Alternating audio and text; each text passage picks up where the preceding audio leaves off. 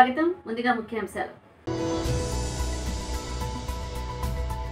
సామర్పేటలో MP Etela Rajender మాట్లాడారు.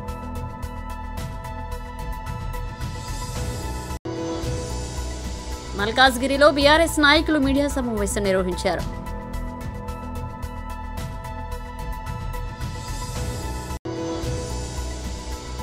రెండు 2026లో Kazipet railway coach factory ఉత్పత్తి ప్రారంభమన్నారు అశ్విని వైష్ణవ్. కాజీపేట రైల్వే కోచ్ ఫ్యాక్టరీలో 2026లో ఉత్పత్తి ప్రారంభమవుతుందని కేంద్ర రైల్వే మంత్రి అశ్విని వైష్ణవ్ తెలియజేశారు. కాజీపేటలో railway coach factory, railway manufacturing unit పనులను కేంద్ర మంత్రి కిషన్ రెడ్డితో కలిసి ఆయన పరిశీలించి నిర్మాణ పనుల పురోగతి, అధికారుల కేంద్ర మంత్రులకు వివరించారు. ఈ సందర్భంగా అశ్విని వైష్ణవ్ మాట్లాడుతూ కాజీపేట రైల్వే కోచ్ పరిశ్రమ వరంగల్ జిల్లా ప్రజల చిరకాల వాంఛ అన్నారు. కాజీపేటలో మెగా రైల్వే కోచ్ ఫ్యాక్టరీని కేంద్రం నిర్మిస్తుందని పేర్కొన్నారు. పనులు వేగంగా సాగుతున్నట్లుగా ఆయన తెలిపారు. 2026లో ఉత్పత్తి ప్రారంభమవుతుందని ఆయన వెల్లడించారు. కాజీపేట నుంచి త్వరలో 150 లోకోమోటివ్లు కూడా ఎగుమతి అవుతాయన్నారు. భవిష్యత్తులో కాజీపేట కోచ్ ఫ్యాక్టరీలో మెట్రో కోచ్లు కూడా తయారవుతాయని అశ్విని వైష్ణవ్ పేర్కొన్నారు. కేంద్ర మంత్రి కిషన్ రెడ్డి మాట్లాడుతూ కాజీపేట రైల్వే కోచ్ ఫ్యాక్టరీ 40 ఏళ్ల పోరాటమని గుర్తు చేశారు. రైల్వే వ్యాగన్లు, కోచ్లు, ఇంజనీర్ల తయారీ పరిశ్రమకు ప్రధానమంత్రి నరేంద్ర మోదీ మంజూరు చేశారన్నారు. ఇక రాష్ట్రంలో 40 రైల్వే స్టేషన్లను ఆధునీకరిస్తున్నామని వెల్లడించారు. వరంగల్కు ఇప్పటికీ విమానాశ్రయం రావాల్సి ఉందని, ఎయిర్పోర్టుకు భూములు ఇవ్వాలని గతంలో కేసీఆర్ ప్రభుత్వాన్ని ఎన్నోసార్లు అడిగామని గుర్తు చేశారు. సామర్పేటలో ఎంపీ ఈటెల రాజేందర్ మాట్లాడారు. నియోజకవర్గం నుంచి అనేక సంవత్సరాలుగా కొంతమంది 2002లో, కొంతమంది మధ్యలో, మొత్తానికి మీరు మేము కలిసి 2 దశాబ్దాల పైబడి కలిసిమెలిసి పనిచేసిన వాళ్ళం, కుటుంబంలాగా కలిసిమెలిసి ఉన్నోళ్ళం. రాజకీయాలలో నాయకుడు, ప్రజలు, నాయకుడు, కార్యకర్తలు ఉంటారు. కానీ నాయకుడు, ప్రజలు కుటుంబ సభ్యుల్లాగా బతికేటువంటి కల్చర్ హుజురాబాద్ నియోజకవర్గంలో ఉండేది. కొంతమంది రకరకాల ఈ మధ్య సోషల్ మీడియాలో వస్తే సోషల్ మీడియాని నమ్ముకొని బతికే కొంతమంది ఉంటారు. అబద్ధాల పునాదుల మీద బతికే వాళ్ళు కొంతమంది ఉంటారు. వాళ్ళ బతికే కుట్రలు, కుతంత్రాలు చేసేవాళ్ళు ఉంటారు. కానీ మనం దానికి విరుద్ధమైన సంస్కృతి నుంచి వచ్చిన వాళ్ళం. మనకు స్ట్రైట్ ఫైట్ తప్ప స్ట్రీట్ ఫైట్ రాదు. మనం ధీరంతో కొట్లాడతాం తప్ప కుట్రదాలతో కొట్లాడటం కాదు. ఈ కుట్రలని, ఈ కుతంత్రాలని మీదికొక మాట, లోపలికొక మాట మాట్లాడటం మీరు అంటున్నారు. వాళ్ళ సంగతి తేల్చాల్సినటువంటి శక్తి, సత్తా, దాన్ని ఛేదించేటువంటి కర్తవ్యం ప్రజలకు మాత్రమే ఉంటుంది తప్ప మన చిన్నవాళ్ళం అనుకుంటారు. ఇవన్నీ విషయాలు తెలుస్తాయా, గింతదాకా పోతుందా? కానీ కాలం చాలా గొప్పది. నేను చిన్నప్పుడు ఎమర్జెన్సీ ఎత్తేసిన తర్వాత ఓట్లు వచ్చినాయి. నేను చిన్న పిల్లగాన్ని. ఆనాడు టీవీ లేదు. ఆనాడు కేవలం రేడియో మాత్రమే ఉండే. సెల్ ఫోన్ల కాలం కాదు, పేజర్ల కాలం కాదు, టీవీల కాలం కాదు. ఎవరో ఒక ఇంటికి పేపర్ వచ్చేది. సాయంత్రం పూట మాత్రం ఆల్ ఇండియా రేడియో న్యూస్ వచ్చేది. గా కాలంలో కశ్మీర్ నుంచి మొదలుపెట్టి కన్యాకుమారి వరకు ఆనాటి నియంతృత్వం, ఆనాటి ఎమర్జెన్సీ, ఆనాటి నరమేధానికి వ్యతిరేకంగా ప్రజలు. మల్కాజ్గిరిలో బీఆర్ఎస్ నాయకులు మీడియా సమావేశం నిర్వహించారు. ఫస్ట్ చిన్న యాదవ్ గారి దగ్గరికి, అదేవిధంగా జగదీష్ గౌడ్ గారి దగ్గరికి, మండలి రాధాకృష్ణ యాదవ్ దగ్గరికి, వెంకయ్య గారి దగ్గరికి, అదేవిధంగా రాము యాదవ్ గారి దగ్గరికి రావడం జరిగింది. నేను ఈ రాష్ట్ర ముఖ్యమంత్రి గారిని ప్రశ్నిస్తున్నా, అంటే ప్రభుత్వాలంటే ప్రజాస్వామ్యం అంటే ఇదేనా? అంటే నడి రోడ్డు మీద ఎవరు పడితే వాళ్ళు కొట్లాడుకోండి, కొట్టుకోండి. మా పార్టీ వాళ్ళైతే మేము పూర్తి స్వేచ్ఛ ఇస్తాము అని చెప్తుండ్రా? మీరు సమాజానికి చెప్పవలసినటువంటి అవసరం ఉన్నది. ఎందుకంటే ఈ రోడ్డు బస్టాండ్ మీద ఏం జరిగింది?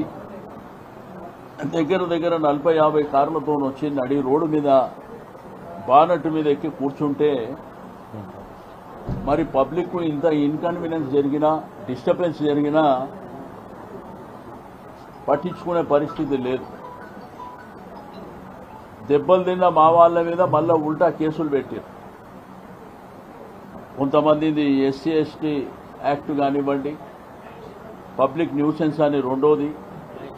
నిన్న రాత్రి కూడా ఏదో ఫ్లెక్సీలు చింపారని చెప్పి నిన్న కేసులు పెట్టారు. నేను పోలీస్ వ్యవస్థకు రాష్ట్ర డీజీపీ గారిని కూడా అడుగుతున్నా, ఈ రాష్ట్రంలో లా అండ్ ఆర్డర్ ఎక్కడ పోయింది? శాంతి భద్రతలు ఏమన్నా కాపాడుతున్నారా? ఇంత పెద్ద ఎత్తున జరిగే మాంకాళి బోనాల ఉత్సవాలలో మల్కాజిగిరి ప్రాంత ప్రజలు భయపట్టుకుంటా పండుగలు చేసుకోవాల్సినటువంటి అవసరం ఉన్నదా అని నేను ఈ ప్రభుత్వాన్ని డిమాండ్ చేస్తున్నా. ఈరోజు ప్రభుత్వాలు అనేది శాశ్వతం కాదు. ప్రభుత్వాలు వస్తుంటాయి, పోతుంటాయి. కానీ వ్యవస్థలు ఏవైతే ఉన్నాయో వాళ్ళు వ్యవస్థలను కాపాడవలసిన వాళ్ళు అది దారిన వదిలేసి రాము యాదవ్ని చంపడానికే ప్రయత్నం చేసినటువంటి సంఘటన పాత్రికేయుల సమక్షంలో జరిగింది. ఆ తర్వాత పోలీస్ స్టేషన్కు వందల మంది కాంగ్రెస్ పార్టీ నాయకులు పోలీస్ స్టేషన్ కూర్చుందనుకుంటా పోలీస్ స్టేషన్లకు లోపలిపోయినా వాళ్ళని ఏమనే పరిస్థితిలో లేదు. అంటే ఈ రౌడీయిజం, గుండాయిజం అనేది ఈ రాష్ట్రానికి మంచిదా? ఒక్కసారి ప్రభుత్వం, ముఖ్యమంత్రి గారు ఆలోచించుకోవాల్సినటువంటి అవసరం ఉన్నది. మేమందరం బీసీ నాయకులము, మేమందరం ఇక్కడికి వచ్చింది. పార్వతీపురం మన్యం జిల్లా కుర్పాం నియోజకవర్గం గరుగుబిల్లి మండల కేంద్రంలో తెలుగుదేశం నాయకులు తెలుగుదేశం ఎమ్మెల్యే తోయక జగదీశ్వరిపై మండిపడ్డారు. మాజీ ఎమ్మెల్యే పాముల పుష్పశ్రీవాణి చేసిన వ్యాఖ్యలను ఖండిస్తూ కేసులు పెట్టే సంస్కృతి రాష్ట్రానికి తెచ్చింది మీ వైకాపా నాయకులన్నారు. విలేకరుల సమావేశంలో గరుగుబిల్లి మండలం తెలుగుదేశం పార్టీ నాయకులు నిరాధారమైన ఆరోపణలు చేస్తే ఎవరి మీద అయినా కేసులు పెట్టడం తప్పదని గరుగుబిల్లి మండల తెలుగుదేశం పార్టీ నాయకులు హెచ్చరించారు. నిన్న మాజీ ఉప ముఖ్యమంత్రి వరలు పుష్పశ్రీవాణి ఒక మహిళపై తప్పుడు కేసులు పెట్టి పోలీస్ స్టేషన్లకు తీసుకువెళ్లడం కొత్త సంస్కృతికి తెచ్చారని స్థానిక శాసనసభ్యులు తోయక జగదీశ్వరి మీద ఆరోపణలు చేయడం సమంజసంగా లేదన్నారు. నిజమే, ఎందుకంటే ఎన్నికల సమయంలో ఒక గ్రామం రౌడీలను స్వయంగా తీసుకుని వెళ్లి ఆ గ్రామంలో నాయకుడి మీద దౌర్జన్యం చేసిన చరిత్ర మీది. అది మర్చిపోయి పోలీస్ స్టేషన్లో కేసులు పెడుతున్నారని ఆరోపించడం దెయ్యాలు వేదాలు చెప్పినట్లుగా ఉందని టీడీపీ నాయకులు ఆరోపించారు. ఈ కార్యక్రమంలో రాష్ట్ర కొప్పుల వేలమ సంక్షేమ సంఘం మరియు అభివృద్ధి కార్పొరేషన్ డైరెక్టర్ అక్కిన మధుసూదన్ రావు, మరపు పురుషోత్తమ నాయుడు, ఎం తవిట్ నాయుడు, అంబటి రాంబాబు, కోటా సుమన్, ఎడ్ల శ్రీనివాసరావు పాల్గొన్నారు. అది తెలుసుకోవాలమ్మా ముందు మీరు, ఎందుకంటే ఎంతోమంది వేధించిన చరిత్ర మీ పార్టీది. ఆ చరిత్ర మీరు కుర్బాన్ నియోజకవర్గంలో ఇచ్చారు, అది మర్చిపోవద్దు. ఎందుకంటే మీరు ఎన్నికల టైంలో ఒక ఊరు వెళ్ళి ఒక నాయకుని కొట్టడానికి కూడా ప్రయత్నం చేశారు, అది మర్చిపోతుంటారు మీరు. అది మర్చిపోయి లేకపోయిన ఆరోపణ చేస్తుంటారు. అలాగే ఒక దళిత మహిళపై కేసు పెట్టారు అంటున్నారు. నిజమే, దళిత మహిళే కాదు, ఎవరి మీదైనా కేసు పెట్టే సంస్కృతి ఉంది. ఎందుకంటే నిరాధారమైన ఆరోపణలు చేస్తే, నచ్చినట్టు మాట్లాడితే ఎవరి మీద కేసులు పెడతారు. అది మీ పార్టీలో కూడా చేశారు, ఎప్పుడు జరుగుతుంటాయి. చట్టం తన పని తాను చేసుకుంటూ పోతుందని మీకు తెలియదా? 10 ఏళ్ళు ఎమ్మెల్యే చేశారు, ఉప ముఖ్యమంత్రి చేశారు. తెలుసుకొని మాట్లాడితే మంచిది. ఎందుకంటే నాకు భావస్వేచ్ఛ ఉంది, నాకు నచ్చినట్టు మాట్లాడతానంటే ఒప్పుకుంటారా? ఒక్క కేసు పెట్టారని ఇన్ని మాటలు చెప్పారు. మీ పార్టీ టైంలో ఎన్ని కేసులు పెట్టారు, ఎంతమందిని వేధించారు? ఎస్సీలు అయితే, బీసీలు అయితే లెక్క లేకుండా మా అచ్చెన్నాయుడు గారి లాంటి మీద కూడా కేసు పెట్టి అన్యాయంగా ఇరికించారు. అవన్నీ మర్చిపోయారమ్మా, ఒకసారి గుర్తు తెచ్చుకోండి. అలాగే అభివృద్ధి గురించి మాట్లాడుతున్నారు మీకు. నిజమే, ఈ సంవత్సరం కాలంలో ఎంత అభివృద్ధి చేశారో ఈ కురుపా నియోజకవర్గంలో ఉన్న ప్రజలకు తెలుసు. ఏ రోడ్డు మీద మీరు రోజు పార్తీపురం నుంచి చిన్నమేరంకి వెళ్ళేవాళ్ళు, ఆ రోడ్డు ఎన్ని గుంతలు ఉండేవి, ఎన్ని గుంపులు ఉండేవి తెలియదా మీకు? మర్చిపోయారా? నల్ల అద్దాలు పెద్ద కారుతో వెళ్ళేవాళ్ళు కదా, మీకు తెలియదు. మేము మామూలు సామాన్య ప్రయాణికి తెలుసు ఎలా ఉండేవి ఆ రోడ్లు. ఈ సంవత్సర కాలంలో ఆ రోడ్లు ఎలా తయారయ్యో ప్రజలందరూ చెప్పుకుంటారు. మీ శాంక్షన్లో ఆ రోడ్డు ఎలా ఉండేదో అందరికీ తెలుసు. ఈ సంవత్సరం తర్వాత చూడం వెళ్ళి ఇప్పుడు మీకు రోజు కనిపిస్తుంది కదా, అక్కడ తిరుగుతుంది కదా. ఎందుకు అవన్నీ మర్చిపోయి అభివృద్ధి లేదు అంటున్నాం? మీరు మాత్రం చేశారు. ఎందుకంటే ఇచ్చిన జీవోలను రద్దు చేసే చరిత్ర మీది, అది మర్చిపోతున్నారు మీరు. అందరికీ నమస్కారం.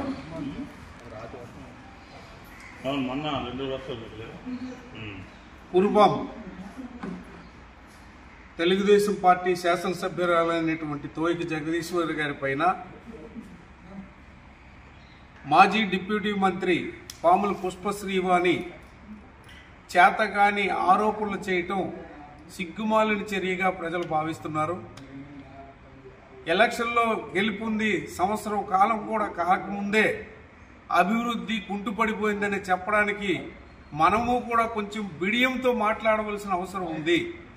నువ్వు 5 సంవత్సరాల పాటు డిప్యూటీ ముఖ్యమంత్రిగా ఉండి పూర్ణపాడు, నీ పక్కనే ఉన్న పూర్ణపాడు, లాబేస్ వంతెన, ఒట్టిగడ్డ రిజర్వాయరు, గుమ్మిడి. ప్లాస్టిక్ ప్రతి ఒక్కరి నిత్య జీవితంలో భాగమైపోయిందని, అయితే ప్లాస్టిక్ తో మన ఆరోగ్యాన్ని మనమే నాశనం చేసుకుంటున్నామని, ప్లాస్టిక్ అత్యంత ప్రమాదకరమని, ప్లాస్టిక్ వాడకాన్ని తగ్గించాలని జిల్లా ఇన్ఛార్జి మంత్రి వంగలపూడి అనిత తెలియజేశారు.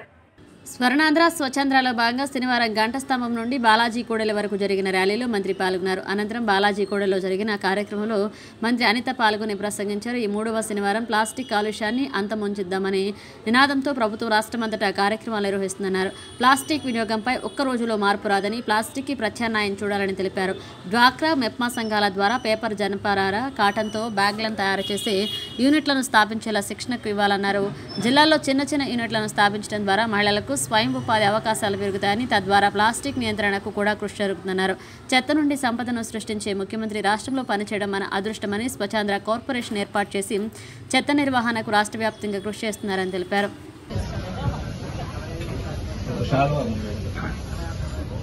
నెక్స్ట్ బొగత అప్పలనాయుడు.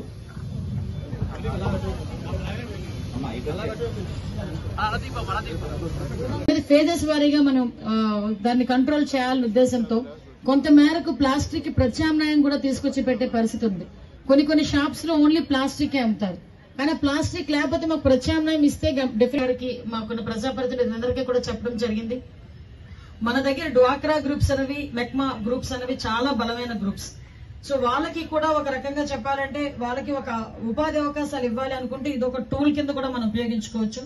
డెఫినెట్ గా ఏదైతే ఈ ప్లాస్టిక్ కి రిలేట్ అంటే వాటికి కాకుండా వేరే మన పేపర్ దానికి సంబంధించిన కానీ డిస్పోజబుల్ ఏదైతే ఉన్నాయో ఆ డిస్పోజబుల్ యూనిట్స్ పెట్టే విధంగా మెక్మా వాళ్ళకి ఆ ట్రైనింగ్ అది ఇచ్చి వాళ్ళ దగ్గర నుంచే మార్కెటింగ్ కనుక జరిగితే కంపల్సరీగా ఇక్కడ ఉన్న వాళ్ళకి ఏదో రకంగా మన ఫైనాన్షియల్ బెనిఫిట్ కూడా చేసిన వాళ్ళం అవుతాము. అదేవిధంగా మనకి కూడా మన పర్పస్ కూడా సర్వైవ్ అయ్యే పరిస్థితి ఉంటుంది. సో దీని మీద ప్రత్యేకంగా దృష్టి పెట్టాల్సిందిగా మన మున్సిపల్ కమిషనర్ గారికి మీరు కొంచెం పైలట్ ప్రాజెక్ట్ కింద తీసుకుని విజయనగరం మున్సిపాలిటీనే ఒక ఎగ్జాంపుల్ కింద తీసుకుని కొన్ని మెక్మా గ్రూప్స్ ని ముందుకు తీసుకొచ్చి ఇంట్రెస్ట్ ఉన్న మెక్మా గ్రూప్స్ ఉంటాయి వాళ్ళ ముందుకి పిలిపించుకొని వాళ్ళకి ఇటువంటి ట్రైనింగ్ సెంటర్ వాళ్ళతో కొలాబరేట్ చేయండి. వాళ్ళు వచ్చి వాళ్ళే ట్రైనింగ్ ఇచ్చుకుంటారు. దీనివల్ల ఎటువంటి ఫైనాన్షియల్ మనకి బర్డెన్ కూడా ఉండదు. వాళ్ళే వచ్చి ట్రైనింగ్ ఇస్తారు. వాళ్ళ దగ్గర నుంచే ఇంత ఆర్డర్ అనే విధంగా డ్వాక్రా గ్రూప్స్ కి మనం మంచి చేసిన వాళ్ళం అవుతాం. వాళ్ళకి కూడా మనకి కూడా పని కూడా సర్వైవ్ అవుతుంది. అట్ ద సేమ్ టైం ఇందాకే మనం మాట్లాడుకునేటప్పుడు ఇప్పుడు ఏదైతే ఇంతకు ముందు గవర్నమెంట్ లో చెత్త మీద పన్నేసిన రాజకీయ నాయకులను చూశారు.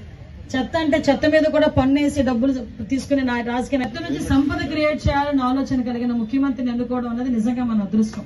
ఈ రోజు ప్రత్యేకంగా దాని మీద దృష్టి పెట్టారు కాబట్టి ముఖ్యమంత్రి హోదాలో ఉండి కూడా ప్రతి 3వ శనివారం కూడా ఏదో ఒక కాన్స్టిట్యున్సీకి వెళ్లి ఈ స్వచ్ఛత మీద, స్వచ్ఛ భారత్ మీద, స్వచ్ఛ ఆంధ్రప్రదేశ్ మీద ప్రత్యేకంగా దృష్టి పెట్టి ఆయన పాల్గొనడం. అదే స్వచ్ఛాంధ్ర కార్పొరేషన్ కూడా ఏర్పాటు చేసి దానికి పట్టాభి గారిని చైర్మన్ కింద కూడా ఈ రోజు ఏర్పాటు చేయడం, వాళ్ళు కూడా చాలా ఎఫెక్టివ్ గా పనిచేయటం. మీరు చాలా ఈజీగా తీసేసుకుంటాం చెత్త అన్నది. మన తడి చెత్త పొడి చెత్త వేరు చేసి పంపించడానికి నిజంగా చెప్పాలంటే గవర్నమెంట్ యజ్ఞాలే చేసినాయి. అది అలవాటు చేయడానికి కనీసం ఈ రోజుకి అలవాటు అయింది. ఆ 2 డస్ట్బిన్లు మళ్ళీ అదంతా తీసుకెళ్లి ప్రాసెసింగ్ యూనిట్ లో మళ్ళీ తీసుకెళ్లి దాన్ని కొన్ని చోట్లయితే రూరల్ ఏరియాలో అయితే ఎరువులు తయారు చేసే విధంగా, దాన్ని కంపోస్ట్ ఎరువులు తయారు చేసే విధంగా దాన్ని కన్వర్ట్ చేయటం, ఇవన్నీ గవర్నమెంట్ చేస్తున్నారు. దయచేసి మనం చెప్పేది, మీ అందరూ మాకు సహకరించాల్సింది ఏంటంటే, కమిషనర్ వాళ్ళు, మున్సిపాలిటీ వాళ్ళు చెప్పిన ఆ తడి చెత్త పొడి చెత్త వేరే వేరేగా చేయటం కానీ, ప్లాస్టిక్ వాడకాన్ని తగ్గించి కొంచెం మీరు ప్రత్యామ్నాయాలు చూసుకోవటం కానీ, ఇవన్నీ కూడా ప్రజలుగా మీరు కూడా మాకు సహకరించాల్సిన అవసరం ఉంది. జిల్లా వ్యాప్తంగా దశల వారీగా ప్లాస్టిక్ నిషేధానికి కృషి చేస్తామని కలెక్టర్ డాక్టర్ బిఆర్ అంబేద్కర్ అన్నారు. చీపురుపల్లిలో శనివారం జరిగిన స్వచ్ఛాంధ్ర స్వర్ణాంధ్ర కార్యక్రమంలో పాల్గొన్నారు. స్థానిక పంచాయతీ కార్యాలయం నుంచి 3 రోడ్ల కూడలి వరకు ర్యాలీ చేశారు. అనంతరం కూడలిలో మానవహారం నిర్వహించారు. ప్లాస్టిక్ వల్ల కలిగే అనర్థాలను వివరిస్తూ నినాదాలు చేశారు. పంచాయతీ కార్యాలయం వద్ద జరిగిన సభలో హరిత రాయబారులను సన్మానించారు. ప్లాస్టిక్ను రూపుమాపేందుకే కట్టుబడి ఉంటానని, పారిశుద్ధ్యాన్ని మెరుగుపరుస్తానని అందరి చేత కూడా జడ్పీసీఓ సత్యనారాయణ ప్రతిజ్ఞ చేయించారు.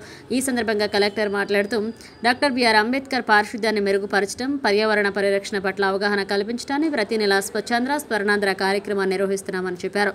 నెలకు థీమ్తో నిర్వహిస్తామని, ప్లాస్టిక్ నిర్మూలన లక్ష్యంగా నెల కార్యక్రమాన్ని చేస్తున్నామన్నారు. ప్రస్తుతం విరివిగా వాడుతున్న ప్లాస్టిక్ను దశల వారీగా నిషేధించేందుకు కృషి చేస్తున్నామని చెప్పారు. క్రమేపీ ప్లాస్టిక్ వినియోగాన్ని తగ్గించడమే కాకుండా ప్రత్యామ్నాయాలను కూడా అందించడానికి కృషి చేస్తున్నామన్నారు.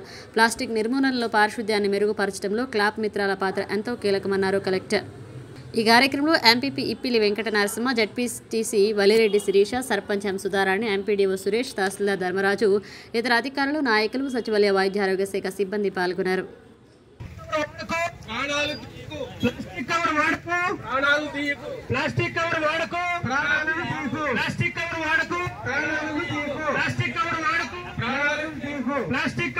పర్యావరణాన్ని కాపాడదాం. పాలిథీన్ నిషేధిద్దాం, పర్యావరణాన్ని కాపాడదాం. ప్లాస్టిక్ కవర్ వద్దు, కాటన్ సంచి ముద్దు. ప్లాస్టిక్ కవర్ వద్దు, కాటన్ సంచి ముద్దు. ప్లాస్టిక్ కవర్ వాడకు, ప్రాణాలను తీయకు. ప్లాస్టిక్ కవర్ వాడకు, ప్రాణాలను తీయకు. ప్లాస్టిక్ కవర్ వాడకు, ప్రాణాలను తీయకు. ప్లాస్టిక్ కవర్ వాడకు, ప్రాణాలను తీయకు. ప్లాస్టిక్ కవర్ వాడకు, ప్రాణాలను తీయకు. పరిశుభ్రత కొరకు ప్రతిరోజు కొంత సమయం కేటాయిస్తానని నా వంతు కృషిగా స్వచ్ఛత కార్యక్రమాల కొరకు శ్రమదానం ఆంధ్రప్రదేశ్ సాధించే సంకల్పానికి కట్టుబడి ఉంటానని ఈరోజు ఆంధ్రప్రదేశ్ రాష్ట్రాన్ని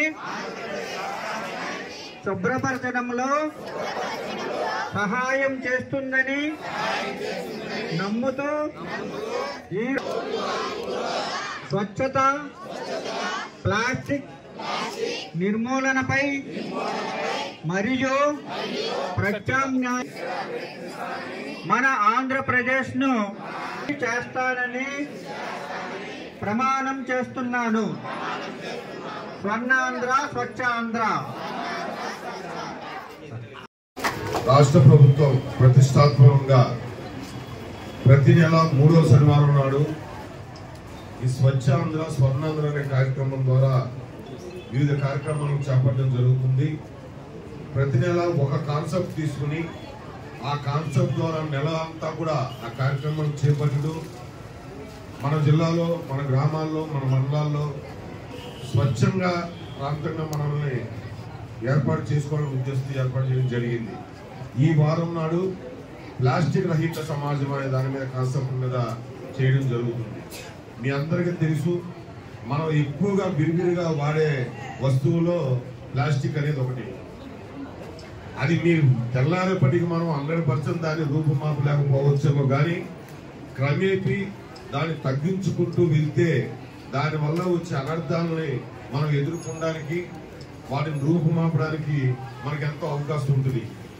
ఈ విషయాన్ని గ్రామ స్థాయి నుండి జిల్లా స్థాయి వరకు ప్రతి ఒక్కరికి కూడా అవగాహన కలగజేయడం ద్వారా కానివ్వండి, వాటి యొక్క వచ్చే నష్టాలని వాళ్ళకి తెలియజేయడం ద్వారా కానివ్వండి, అన్నిటి ద్వారా ఈ ప్లాస్టిక్ ని మనం నిర్మూలించడం, దాన్ని వాడకుండా మనం ఎలా ప్రత్యామ్నాయ మార్గాలు ఏ విధంగా ఉన్నాయో దాని మీద కూడా వారికి తెలియజేయడం అన్న విషయం మీద ఈ రోజు మనం జిల్లా వ్యాప్తంగా మొత్తం 777 గ్రామ పంచాయతీల్లో అన్ని వార్డు సచివాలయంలో కూడా ఈ కార్యక్రమాన్ని మనం చేపడుతున్నాం. ఇందులో భాగంగానే ముఖ్యంగా మనకి ఈ పారిశుద్ధ కార్యక్రమంలో మనకు కనిపించే ఈ ప్లాస్టిక్ నిరోధించడంలో కానీ వాటిని తొలగించడంలో కానీ ముఖ్య పాత్ర వహించే మన కార్మిక సోదరులని ఈ సందర్భంగా సన్మానించుకోమని కూడా గౌరవ ముఖ్యమంత్రి గారు ఆయన ఆదేశాలు ఇవ్వడం, అందుకే ప్రతి గ్రామంలో కూడా మన కార్మిక సోదరుల్ని, పారిశుద్ధ కార్మిక సోదరుల్ని ఈరోజు అన్ని గ్రామాల్లో కూడా మన జిల్లాలో వారిని సత్కరించుకోవడం కూడా ఈ సందర్భంగా జరుగుతుంది. కార్యక్రమాలు చేపడుతూ ఇది జిల్లాలో ఉన్న 777 పంచాయతీలు ఉన్న అన్ని గ్రామ సచివాలయ పరిధిలోను, మున్సిపాలిటీస్లో వార్డు సచివాలయం పరిధిలోనూ కూడా ఈ కార్యక్రమం చేపట్టడం జరుగుతుంది. ఈ రోజు నుండి జిల్లాలో ప్లాస్టిక్ లేకుండా ఉండాలనే ఉద్దేశంతోనే ప్రజలందరూ కూడా ఇక్కడ ఈ రోజు మేము చీపురుపల్లి అటెండ్ అవ్వడం జరిగింది. ఇక్కడ అందరూ కూడా పంచాయతీలు తీర్మానం చేయడం, అలాగే వీళ్ళంతా కూడా మానవహారంగా వాగ్దానం చేయడం కూడా, ప్రతిజ్ఞ చేయడం కూడా జరిగింది. ఇదే విధంగా అన్ని గ్రామాల్లో కూడా ప్లాస్టిక్ని పూర్తిగా నిర్మూలించేంత వరకు అన్ని రకాల కార్యక్రమాలు చేపట్టడంతో పాటు దీని యొక్క నష్టాన్ని ఏ విధంగా ప్రజల్లోకి చేర్చాలనే విషయం మీద కూడా అన్ని శాఖల యొక్క సమన్వయంతో ప్రజలందరూ కూడా అవగాహన కలగజేసి ఈ ప్లాస్టిక్ నిర్మూలన కోసం కృషి చేస్తామని ఈ సందర్భంగా తెలియజేస్తున్నాం.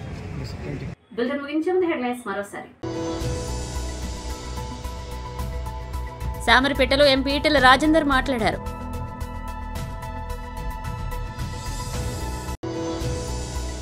మల్కాజ్గిరిలో బీఆర్ఎస్ నాయకులు మీడియా సమావేశం నిర్వహించారు.